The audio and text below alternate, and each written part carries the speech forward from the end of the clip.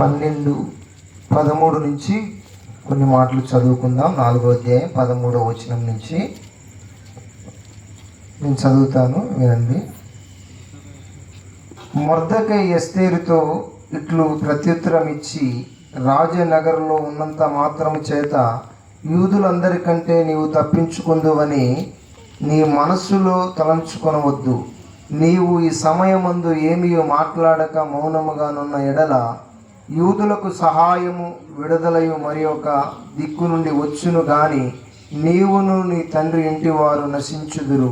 నీవు ఈ సమయమును బట్టి రాజ్యమునకు వచ్చితివేమో ఆలోచించుకోమని చెప్పమనెను.